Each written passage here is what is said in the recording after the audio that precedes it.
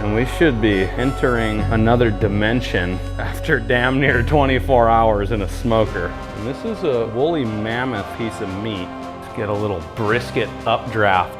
I mean, I feel like this brisket's talking to me. Come on now. Come on now. Yeehaw!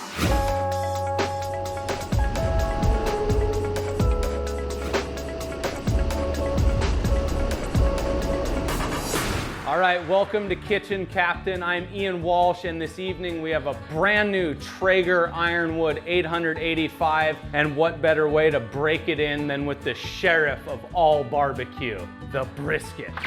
Let's go. Step one, we have a full packer brisket. That means we have the point and the flat that kind of overlap each other like this. And we're gonna take off all of the hard fat and trim this thing up and make this thing ready for the barbecue. And you can kind of really tell that that's hard. Doesn't feel like a jiggly fat like you'd imagine a hippopotamus to be. And this is about a 13-pound brisket. I'm assuming we'll probably take off about 1.5 pounds to 2 pounds of it. Now see this gray meat on the outside here? We're gonna wanna trim this off around the edge so it'll be about 1/4 inch or so. Big old moo-moo. Now we do want some of this fat. It's gonna render down and make flavor. You can see how this zone is like 1.5 to 2 inches thick, and this one is super thin. So we're just gonna trim the edge of this off, kind of make it a little bit more uniform through the cooking process. And I'm not an expert trimmer, but of all the research I've done, you definitely want to pay attention to what you trim off and what you leave on. Okay, now to the seasoning. I'm gonna cook this brisket fat down, so we're gonna start with seasoning that side first. So I'm gonna do like a 50-50 Traeger rub, and then I'm gonna use a rub that I made as well. Salt, pepper, paprika, and garlic powder. Don't neglect those sides either. Don't make those things mad at you. And this is a woolly mammoth sized piece of meat, so season this thing appropriately. We're kind of on a time crunch, but you could season this 12 to 24 hours before and let that set in a little bit more onto our flat side. We're gonna go for a long smoking overnight in the Traeger, and we should be entering another dimension with flavor after damn near 24 hours in a smoker. I'm really hoping to prove pretty much anyone can make a brisket in one of these Traegers. Okay, now we're gonna leave this thing to sweat. You can put it in the fridge for 12 to 24 hours, but we only have 30 minutes, so we're gonna leave it to sit here and just sweat all this good seasoning all over it. Okay, Traeger Ironwood 885, as easy as this. Turn it up to 190, press the knob in, hit ignite, and that's it. Make sure you have pellets in there though. I did not mention that, but don't be a dummy. We're gonna go full basket today. For tonight, we're gonna throw it in this thing and just monitor it through the Traeger app. They have WiFire, which is an incredible technology. They can connect your phone to your grill, and if you had a probe in it, you could monitor the temperature of the meat too, but we don't need to worry about that tonight. We have our pellet hopper filled to the brim, 100% with Hickory Pellets. Really, this is it. We just leave it in overnight and let the Traeger do all the work while we do all the sleeping and drinking. Pretty good deal to me. All right, we're putting the wheels down for the night. Let's get into our Traeger app and have a little sniff at how this thing's cooking. We are super smoking our way at 189 degrees. The grill is set to 190, so it'll fluctuate around a degree or two in that range. It's like Christmas Eve. We're gonna go to sleep and wake up to a beautiful brisket gift. Okay, it's 7 a.m. This thing has been smoking for about 12 hours overnight, and then I did wake up in the middle of the night and just check the app, and our pellet hopper had only dropped down to about 60%. Let's see what we have. That thing looks phenomenal. You can see our bark starting to build all over that thing, and it smells so good. We're gonna take this upstairs, wrap it in butcher paper, then get it back in the Traeger.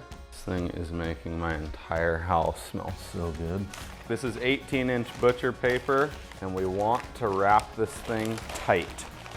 We're gonna take it back down to the Traeger, bump the temp up to 250, and put a probe into the middle of the flat, and we're gonna monitor the internal temp for the rest of its cook. Still orientated the same way, fat down, and we have the probe alarm set for 195 degrees, and that's gonna give us an alarm on our Traeger app that this thing's almost finished. At 203 internal temp in the brisket, we're gonna pull it off and leave it to rest for an hour in a cooler. I always thought that you should always cook a big ass piece of meat like this with a big hunk of fat on the top, because that would render and kind of season and moisten up the rest of the meat. I learned that that is a myth, and all that does is really run the renderings and drippings down and kind of pull your seasoning off. So if you want that beautiful bark all over the brisket on the top, then you want that fat on the bottom. But there's kind of two ways to go about it. A lot of the research I did showed that in Texas, the fat's cooked on top, other places, fat on the bottom. For most competition level briskets, it's always on the bottom, so they can have that beautiful bark when they present it. I settled on fat on the bottom, and that's what we're going with. It's too late to change that now, but it looks delicious, smells delicious, and I'm damn sure it's gonna be delicious. So now we're gonna wait for that alarm to let us know when this thing's getting close to being done, and just let it do its job in this smoker. Okay, it's been about 2 hours. Now we're gonna add some more pellets to make sure we get to the finish line. That should take us right to the Holy Land. Okay, my lord of a brisket hit 195 internal, and we let it go for another 25 minutes, and now it's at 203, so we're gonna open it up and probe around. And the probe should slide in after cooking this long like it's going into room temp butter. And I'm checking both the point and the flat. Open up our cooler. This lord of a brisket is finished, and it's going to bed to rest in this cooler. Without spilling grease everywhere, leave it to rest for 1 hour. If you have to, do 2. Okay, we just pulled our brisket out of the cooler where it's been resting for an hour, which may have been the most difficult hour of my life, to not just reach in there and pry a big chunk of this out, but it has made my entire house smell insane as soon as we open that cooler. So our brisket has been on a thermal journey for nearly 24 hours. And this is where we are right now, about to unveil the sheriff of all barbecue. Feels like it's just gonna fall apart in my hands just getting it over here. Oh my God. That butcher paper did its job. That bark looks insane. Let's just take a moment right now. Let's get a little brisket updraft going. This thing looks phenomenal. It's definitely shrunk in size a little bit. It has a beautiful bark over the whole thing. We started with about a 12.5-pound prime cut of beef, and I think that's what you want to go for when you're doing a brisket. If you're going to invest this much time and energy into this meal, you might as well have a good piece of meat to begin with. As much marbling as you can get in there. If you want to dive into that Wagyu world, be my guest. All I could find was prime, so we settled on that, and it seems to do just fine. So let's cut this thing up. We're gonna start in the flat and cut towards the point against the grain.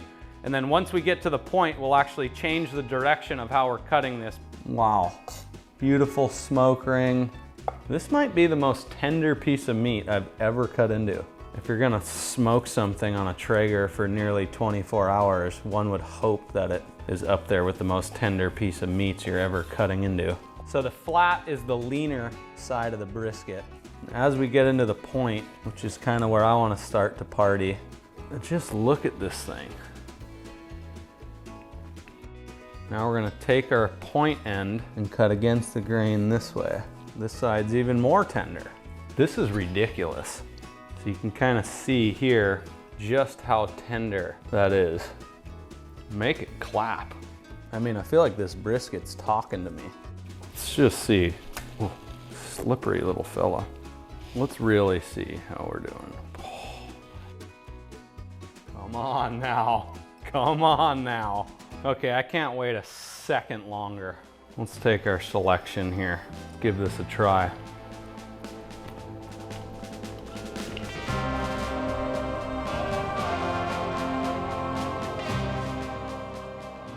Mercy.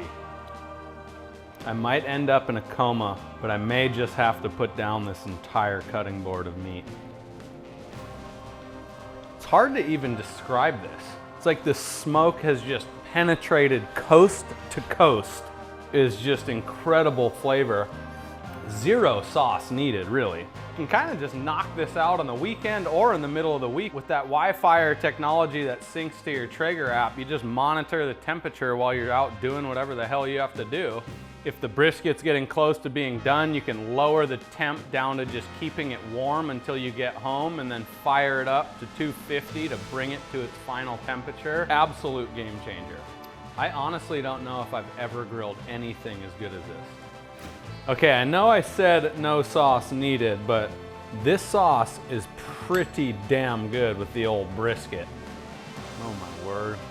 I'm just gonna go ahead and cut this thing with a fork. It's that tender. This is the dumbest cooking show on the planet, and I appreciate you for watching. I'll see you next time. I could go full dog mode with this and eat until I'm literally sick.